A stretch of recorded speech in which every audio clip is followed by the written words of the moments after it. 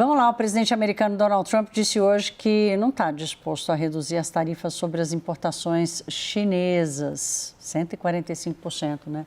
Bom, o que ele está dizendo coloca em xeque a efetividade de uma negociação que está para começar entre Estados Unidos e China nos próximos dias. Quem nos traz detalhes é a nossa correspondente em Washington, Mariana Giangiacomo. Delegações dos Estados Unidos e da China vão se encontrar em Genebra, na Suíça, nesse fim de semana. Mas, nesse momento, é difícil saber se as conversas serão capazes de mudar os rumos da guerra comercial. Os americanos não parecem dispostos a dar o primeiro passo e fazer concessões. Questionado nesta quarta-feira se estaria aberto a retirar as tarifas de 145% sobre produtos chineses, o presidente Donald Trump respondeu diretamente: não. Não. A resposta causou uma queda nos principais indicadores do mercado americano. Do lado chinês, o porta-voz do Ministério das Relações Exteriores, Lin Jian, afirmou que Pequim vai defender a justiça em suas negociações e que pressão não funcionará contra a China. A reunião do fim de semana pode ser decisiva, trazer avanços ou o contrário, a certeza de que ambos os lados vão seguir escalando a guerra comercial usando não só as tarifas, mas outros mecanismos de coerção. Isso apesar dos prejuízos que as medidas ameaçam causar para ambas as partes. O comércio entre China e Estados Unidos já foi severamente prejudicado. O número de navios de carga saindo da China em direção aos portos americanos caiu 60% em abril, segundo dados da Flexport, uma plataforma de logística. A estimativa do banco JP Morgan é de que as importações chinesas nos Estados Unidos caiam em até 80% na segunda metade do ano. Em meio aos impactos da disputa comercial, o jornal Wall Street Journal revelou que a China interrompeu a divulgação de centenas de indicadores econômicos ao longo dos últimos anos. A reportagem cita como exemplo dados sobre vendas de imóveis, investimentos estrangeiros e indicadores de emprego. As informações eram usadas por pesquisadores, jornalistas e investidores. Com o desaparecimento, fica ainda mais difícil saber exatamente o impacto da guerra comercial entre as duas maiores economias do mundo. É interessante essa coisa dos dados serem escondidos, né? Porque daí vai dificultar ainda mais a leitura do cenário e qualquer montagem de cenário. Lorival, começo por você, meu caro. Agora vai ou só que não, nesse encontro do fim de semana? Preliminar, né? Conversa preliminar. Vão começar a conversar, né? O Scott Bessent, secretário do Tesouro, foi obrigado a desmentir o chefe dele, né? Que vinha dizendo que a China tinha procurado os Estados Unidos, que as negociações estavam em curso. A China tinha desmentido.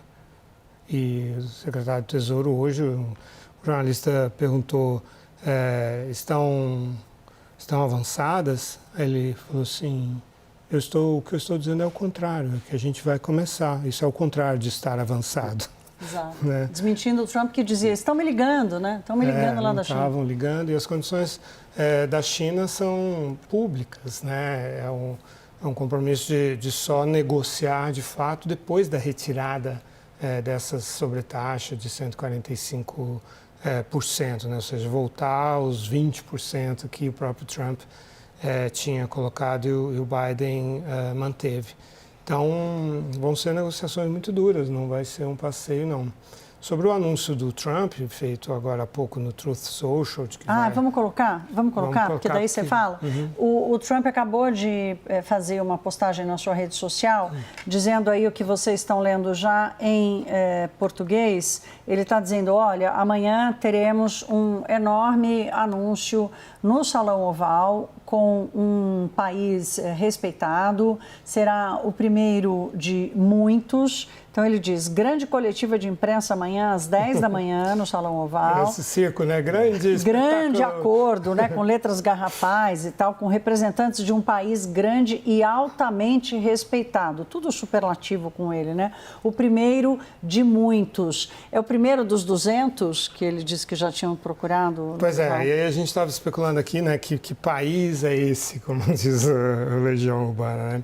E aí eu abri o The Japan Times, né, o jornal em inglês importante do Japão, e a manchete é a seguinte: Estados Unidos e Japão continuam bem longe em termos de tarifas. É um redator chamado Francis Tang, do jornal, que diz que as informações são de que os dois lados foram incapazes de estabelecer um ponto de partida para um acordo depois de 2 rodadas de discussões de alto nível. Então, pode ser que ou não seja o Japão ou o Trump esteja vendo algo que o Francis Tang não está vendo. O Padovani, tem uma questão aqui importante nessa coisa das tarifas. O Trump hoje disse, olha, eu não vou baixar as tarifas da China, que estão em 145%, o Marcelo estava dizendo inviável, não tem como fazer, mas o quanto você enxerga de resiliência das economias? A China, por exemplo, está tomando ela estava muito mais bem preparada, o Lorival tem ressaltado isso aqui, do que outros lugares. Talvez a Europa tenha tido uma ou outra contingência, mas o quanto a economia global resiste a esse tarifaço maluco? Bom, isso tem a ver com o horizonte temporal. Em quanto tempo essas negociações vão acontecer, né? Quanto mais tempo se prolongar, como o próprio Powell falou, maior o dano que você vai causar. E aí é que está o problema, porque eu acho que essas negociações vão ser longas, né? Foram muitos países envolvidos, negociações complicadas.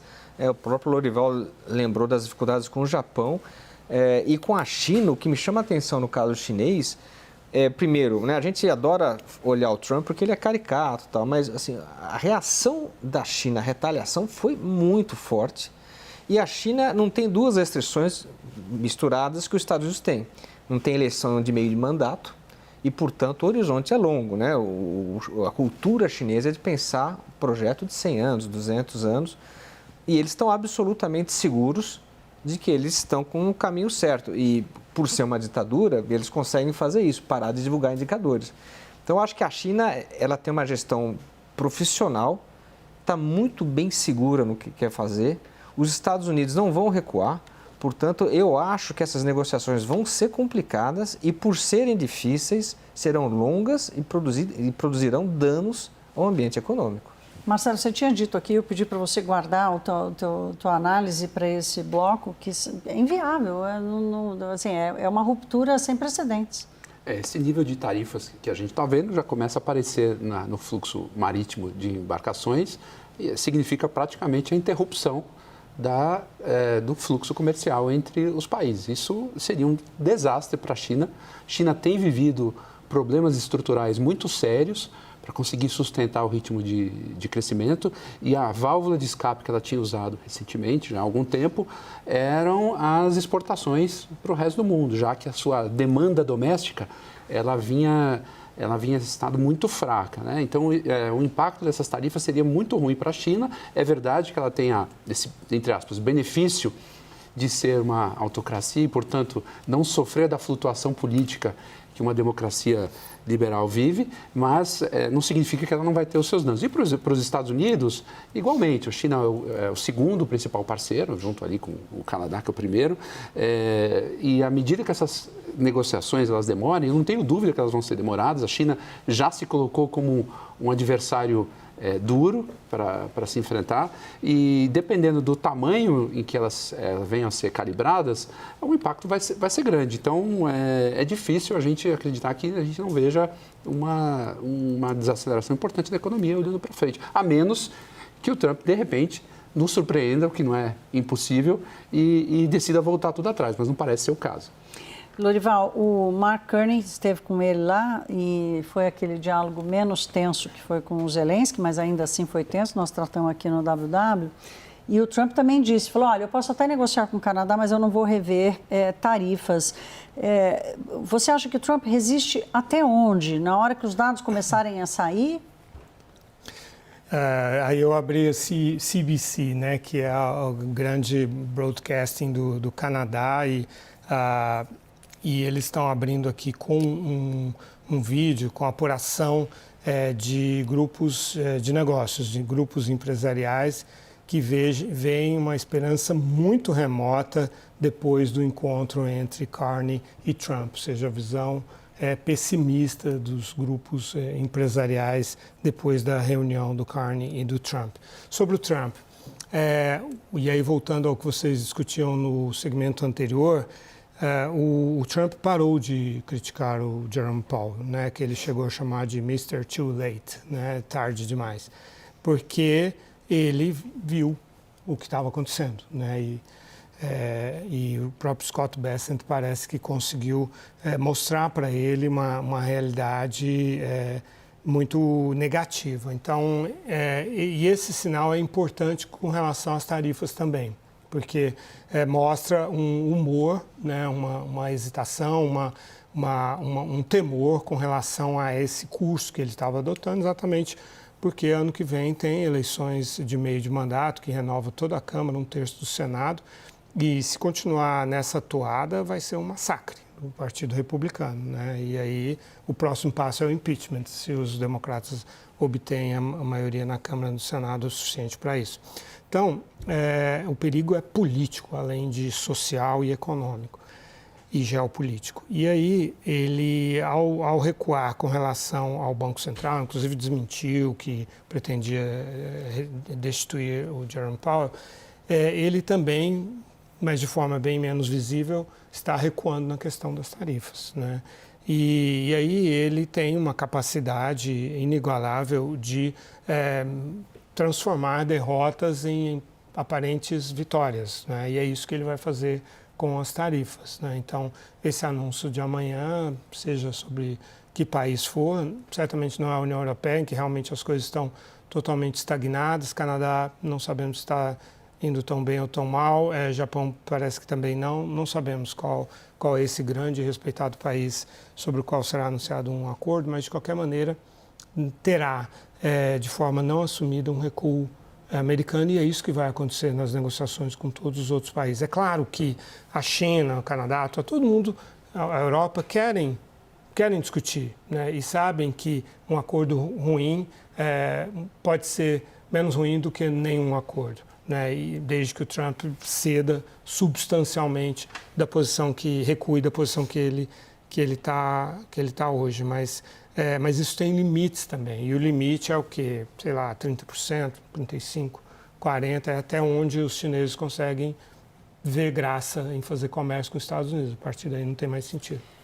Acho que esse ponto que o Dorival mencionou a respeito do Trump, de como ele reage quando tocam alguns sinais, eu acho que ele é muito importante, porque o mercado está se sustentando em torno disso, né? O mercado entendeu como ele respondeu às pressões do setor corporativo, aos resultados dos ativos financeiros. A gente teve aquelas quedas impressionantes nas bolsas, desvalorização do dólar, subida dos juros e depois um recuo do Trump. Então, isso que está segurando o mercado hoje, esse entendimento de que quando realmente a situação aperta, ele tem essa habilidade de mudar a narrativa e recuar. Os 90 dias que o Trump deu, logo depois que ele fez lá o Dia da Libertação, logo depois ele anunciou, vou dar 90 dias. Padovani, e eu quero te ouvir aqui para a gente fechar esse bloco. Você disse, vão ser negociações longas, como sempre foram as negociações comerciais, né? Os 90 dias vão acabar daqui a um mês e até lá, certamente, se ele, depois desse tempo todo, eles não conseguiram anunciar um país, né? Uhum. O Bessent foi perguntado sobre isso e disse que não anunciaria de jeito nenhum. O mercado segura esses 90 dias e depois vem uma nova fase de estresse? Eu acho que o mercado ele tem muito claro a noção de que as tarifas nos níveis atuais não vão ficar. Todo mundo sabe que é o estilo de negociação dele. O que me preocupa é que, caindo as tarifas, então eu acho que assim, pode ser que eu chutaria que ele vai prorrogar os 180 dias, para 180 dias. Mas vamos supor que não prorrogue e reduza as tarifas. O que eu acho que é preocupante é que ele vai reduzir para níveis ainda muito altos. A gente vai ficar com a impressão de que ele reduziu as tarifas da China para 50%. Poxa, olha aí, saiu de 145 para 50%. Mas isso é igualmente péssimo, né? Então, eu acho que o segundo passo vai ser esse. Assim, as negociações vão ser lentas, eu acho que ele vai postergar isso. Mas, no final do dia, a gente vai ter uma economia norte-americana mais fechada, comércio mundial diminuindo, com retaliações. Hoje foi um dia importante que a Europa anunciou que vai retalhar. Até 100 bilhões de dólares. Né? Então, assim, eu acho que assim, o Trump pode negociar, não negociar, renovar as tarifas, mas o fato é que ele não vai ter como recuar desse aumento mínimo de tarifas. E esse vai ser o dano que vai ficar. E é esse dano que vai provocar um ambiente político, no mínimo, interessante para a gente tratar aqui no WW.